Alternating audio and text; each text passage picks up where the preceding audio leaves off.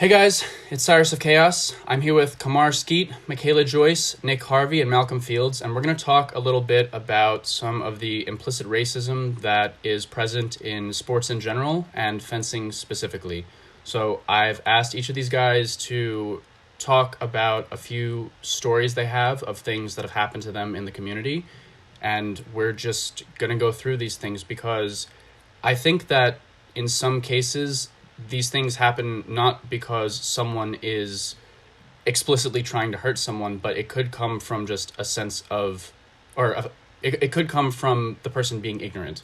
And so my idea in hosting this was one, to stop those people from saying those ignorant things, because once you make them aware of it, hopefully that will make the problem a little bit better. And also, if you see something going on that you weren't aware was a problem, you can put a stop to it.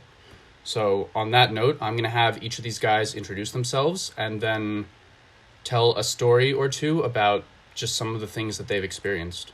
So, I think it would be best if we just kind of went in a circle. So, Kamar, would you like to start?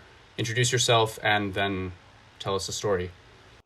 Well, my name's Kamar Skeete. I've been fencing for 11, 12. Wow, I've been fencing almost 12 years. It's been a while.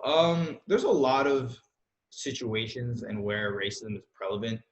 There's been a few, there's been a decent amount internationally, but domestically, most of the racist interactions that that I've had come down to a lot of kids just repeating what their parents say. And so a lot of it stems from racist parents. Because I mean, like when you're 14, when you're 13, when you're 12, when like I have the brunt of racist comments, a lot of times, yeah, you should be held accountable, but a lot of times you're just repeating what you hear at home. So I've heard people say, I don't want to sit, like I don't want to sit in the car with him, like certain drivers that were just black, and you're like, why? Because you never know, things like that. Like you're 14, like realistically, you're not thinking that. That's what your parents tell you. But just a lot of negative stereotypes inherently about black people that they won't be forthcoming about, which is what makes it really dangerous because you never really understand who's who thinks what because they always put a front on, so to speak. But a Yeah. lot of times, a lot of comments get exposed accidentally, whether it be through like alcohol, like people drinking and then saying something, whether it be like through people's kids saying something. And so it's been a lot of just small racist comments throughout the years that have gotten a little bit better as fences continued, but are still there. Yeah. Okay. Michaela, do you want to talk about this a little bit? Sure. Hi, everyone. I'm Michaela Joyce. I'm a women's epee fencer, and I've been fencing for about 5 years now. So I've never really had any upfront racist interactions. Like, I've never had someone like call me the N word in the fencing community or anything like that. But I have had a few interactions with referees where I've been told okay, so I'll just lay out the situation. I was fencing about, and there was a call that was made that could have gone pretty much either way, in my favor or not in my favor.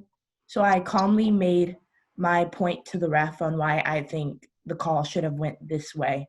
And I was told I was being argumentative and emotional, even though I was just being super calm and just telling her my point of view. And then the next touch went by, and my opponent just started yelling at the ref, and the ref just told her to calmly go back to the line. So there's this problem where a lot of the times African American people are stereotyped as being argumentative and combative, and there's this trope of the angry black woman that's really, really problematic. And a lot of the times, as black people, we're told like, don't argue, don't do these things with white people. But fencing, it's kind of hard not to do those things and to succeed. And so I just think it's something people can watch out for, because a lot of the times people will do this unconsciously because they just don't recognize how they've been affected to have this stereotype, especially portrayed in the media and things of that nature. So I think if people just think twice before they think that they say something that could offend someone, I think that would change a lot. Yeah. I actually have a Hmm. story about that, which I'll talk about after we get to the other two people. But Nick, do you want to go next? Yeah.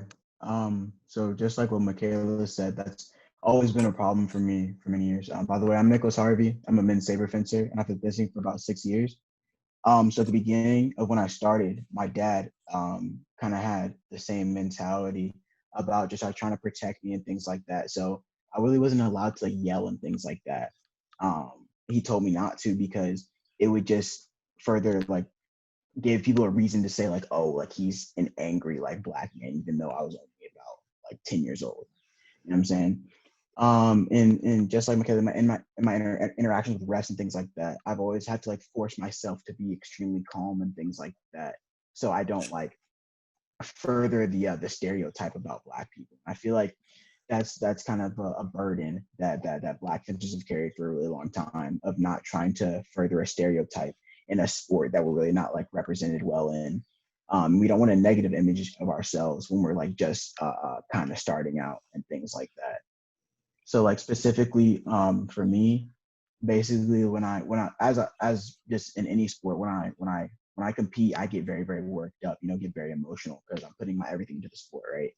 It's a natural thing to do. And yeah, and frequently like when I yell, like when I win and things like that, I've heard people say like, oh, why is he like acting like that? And somebody be like, oh, like you like you know why. You know what I'm saying? Just like those little like side comments, which is obviously insinuating to something that has to do with my race. You know what I'm saying? Yeah. When I'm talking to a ref, I can't get as worked up as my opponents, things like that. I have to forcibly calm myself down, so it doesn't happen. Like there have been many times where I've gotten just yellow carded just right off the bat. I'm about to go up and talk and just ask about a call, and I could be like as peaceable as ever. Um, but I'll get a yellow card because they think I'm coming at them aggressively and things like that. But even then, I'm just trying to get my point heard, like I'm just any other fencer. Yeah. Malcolm? Um, my name is Malcolm Fields. I'm a junior on the Notre Dame fencing team. I've been fencing for, I want to say, approaching 6 years now. And my experience with racism in the sport is, I'm glad that we brought up the topic of less explicit racism, because I find that in today's day and age and modern society, the racism that a lot of people face doesn't necessarily come in the form of being called slurs or being made fun of because of the color of your skin. It is these tiny little things that sort of add up that we may not notice. And Yeah. while it makes it the most dangerous form of racism that we face today, it also makes it the easiest to fix because we can recognize these biases and these things that we say and correct them. As for Well my said. experience specifically in the sport, I find that both on like the national and international and especially the collegiate level, there's this sort of idea of racial performance and representation that is, when I'm on the strip, I'm not just a fencer, but I am a Black fencer. And, it's not necessarily always a bad thing that, I feel like I'm quote unquote the Black guy on the strip. But at the same time, I have to sort of always remind myself that whether I like it or not, I am representing my race. Like Nick and Michaela said, like I have to be careful about lashing out at refs, because not only am I a fencer getting angry at a ref, I'm a Black man getting angry at a ref, and he's going to see it Yeah, that way at the same time. And not only am I representing my school when I'm fencing, but I'm representing my school and the people that look like me when I'm fencing at the collegiate level. So it's just sort of this idea that there are always all eyes on me because I look a certain way. And it's not necessarily, people looking at me in a hateful way all the time. It's just sort of like ways that people were raised just to view people that are different than them, that if you don't know a lot about somebody, you're naturally going to make assumptions about them. And with, people yeah, watching closer than they may others that have the same skin color as them, if they're watching me that closely and they're more prone to making assumptions about me, it can lead to dangerous assumptions and statements being made. Yeah, totally. So something that three of you have brought up now is the angry black man or black woman stereotype. And I saw that situation happen at a NAC last season, where a friend of mine who is a black coach was coaching one of his students against someone with a Russian coach.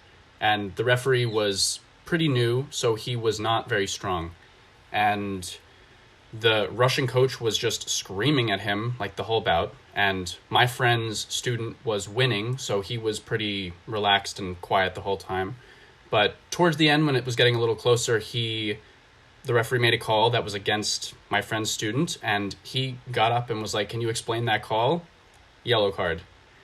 And it's easy to dismiss those things as like just kind of, you can make excuses for it, like one-offs, but when you see everything happen together, it forms a pattern that's hard to ignore.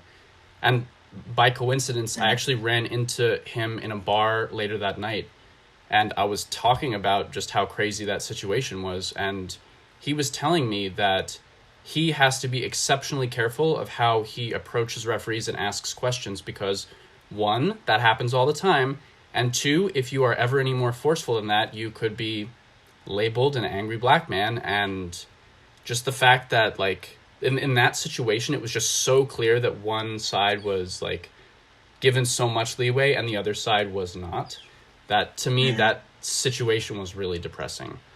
So, yeah. I think another thing that's important to realize, kind of like Kamar mentioned earlier, is that I think it's a learned behavior more than anything else. And with young kids especially, it can kind of be off the cuff because it's what they've learned from their parents. And maybe it's just they've never met a black person, so they don't have any other like contradicting information about them. So especially when it comes to young kids, it's important not to get angry at them, just kind of correct the behavior early, right? Whereas with someone a little bit older, it's they have less excuses as time goes on.